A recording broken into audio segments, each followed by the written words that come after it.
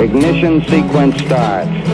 6, 5, 4, 3, 2, 1, 0. Liftoff. We have a liftoff.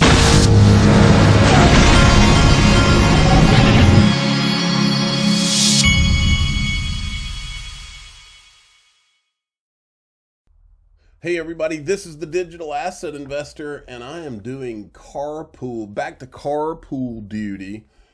These boys being out of school right now, it's like every time I look up, I'm taking somebody to baseball practice or to go work out or to go to vacation Bible study, you name it. I got kids all over me all the time. It's hard to free up a moment to do something I want to do.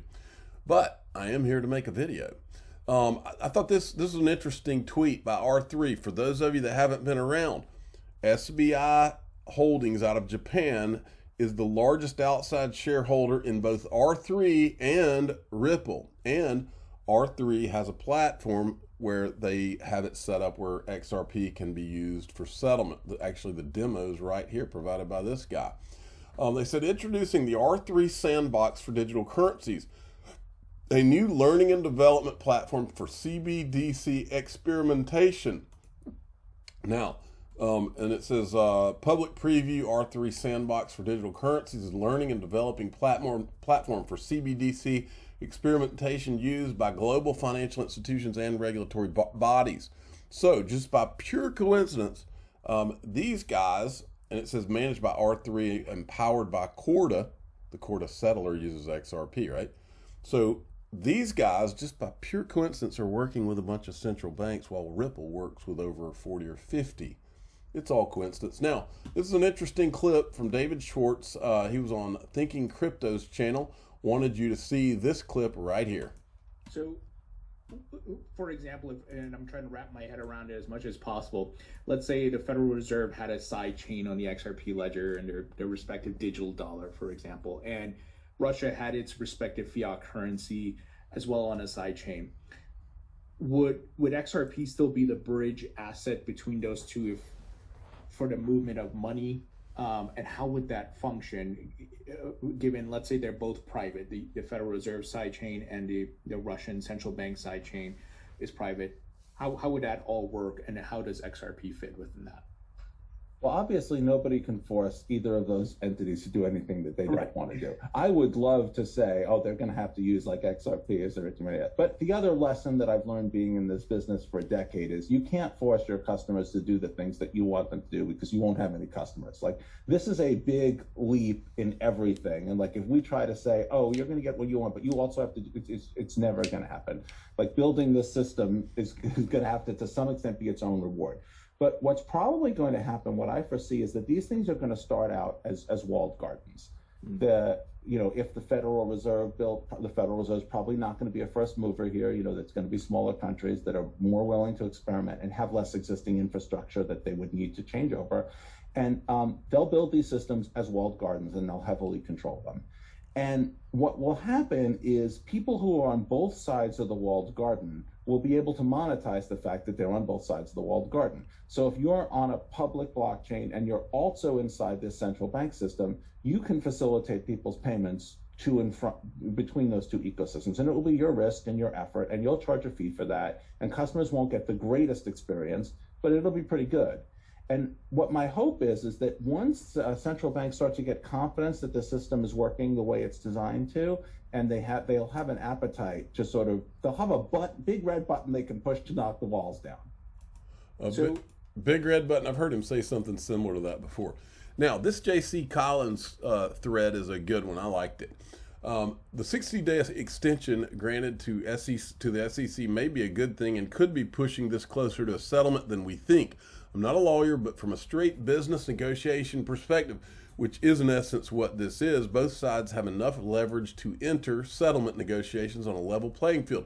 Remember, Ripple and the SEC had the opportunity to settle this before the lawsuit, but could not find common ground on settlement. The lawsuit was filed to force Ripple into settlement, and Ripple fought back, putting the SEC in a corner. The SEC fought out of the corner. Now time is on their side, while time is not on the side of Ripple. though Ripple appears to have the stronger case. The SEC case was so weak that I honestly don't think they intended to actually win the case, but the lawsuit was a strategy to create delays for the rollout of Ripple's business milestones. Timing is everything. The XRP owned by Brad and Chris is obviously a target of settlement. This as is the escrow. Yes, bingo. Or what happens to XRP once released from escrow. Ripple needs their IPO to be timed with global adoption of ODL. Both sides should now be motivated to settle. It could happen at any time as far as I'm concerned. When we least expect it, that's what I think. When you least expect it is when this is going to happen. It could happen any second too. Many will be caught on the wrong side of the trade when the price jumps on the settlement announcement. The digital asset investor will not be caught on the wrong side of the trade because I don't trade. I hold XRP. Okay, now this is a great tweet right here. Crypto Bull. So Coinbase can't trade XRP, a coin that's been established for over 8 years across the globe, but they listed a copy of Dogecoin, Shiba Inu coin, the very definition of a shit coin with zero established use case or trustworthy history. What a joke. And I said beyond stupid, which means there is more than meets the eye going on. That's what I think. Now, this is part of what's more than meets the eye going on, and I agree with everything she says here. This is Lynette Zhang. Listen up. They're struggling a bit, but yeah, I think we're in the final melt-up phase. I know your love of gold and silver. What role do the cryptocurrencies play for you in this? I know that's where we're going, and I think the role that they play is getting everybody used to going completely digital. I'm personally, though, you know, I watched Bitcoin come out, and I felt like it was a Trojan horse, and I still feel like it's a Trojan horse.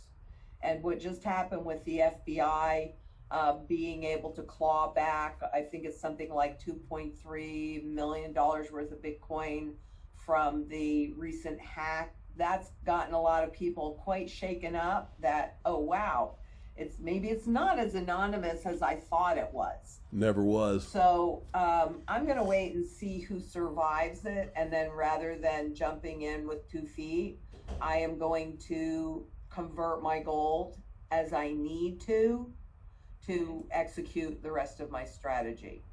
And I know from past... All right. So she's right. I think it's a Trojan horse. I think it always was. I think it was created by governments. Okay, Chad Steingraber sent me this. And this is interesting because I'm going to play you a couple of clips where you'll get it. Francis Macron just gave away the plot with his outside voice. That plot, by the way, is to transfer power over the global money supply to the International Monetary Fund, the IMF, by eventually doing away with individual central banks. The second I saw this, I was reminded of Jim Rickards. He's called it several times.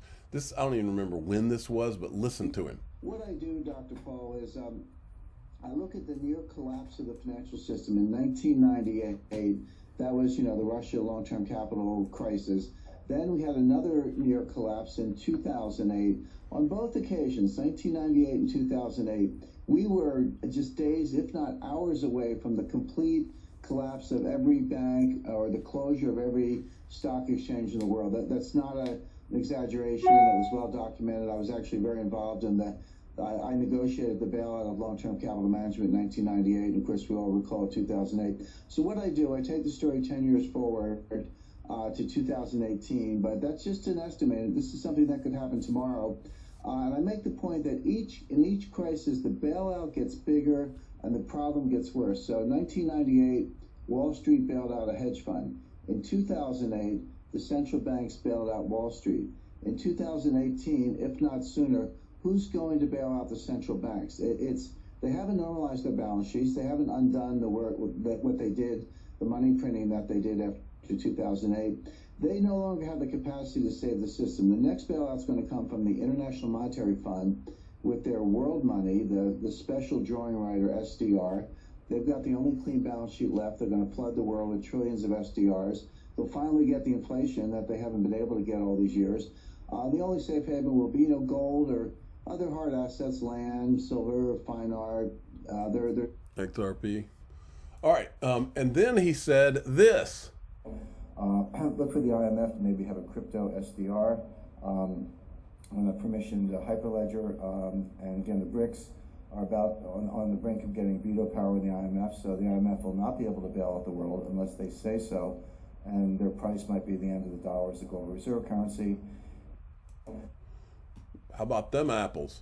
Okay, Heyo Seiko Carmona sent me this. I just thought this was interesting. Jeremy Hogan, who's the guy who's he's the attorney that talks about the SEC lawsuit.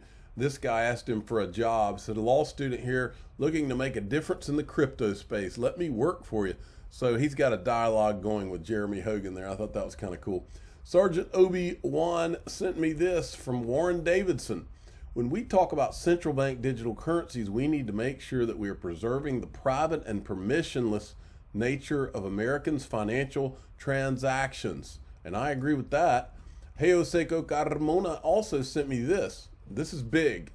This morning from the U.S. House Committee on Financial Services and Maxine Waters, right here. Waters announces Digital Assets Working Group. This week, Congresswoman Maxine Waters announced at the first hearing held by the Task Force on Finance that she has organized a Digital Assets Working Group for Democratic members. As cryptocurrencies, central bank digital currencies, and other digital assets enter mainstream, the committee will look at how digital assets have begun to enter many aspects of our lives, from payments to investments, remittances, consider how to devise legislation to support responsible innovation and protect consumers and investors while promoting greater financial inclusion. I like the language because the language is just like how Ripple talks. Okay, I wanted to let you all know about something. Unstoppable Domains is one of my sponsors, and they have put this up.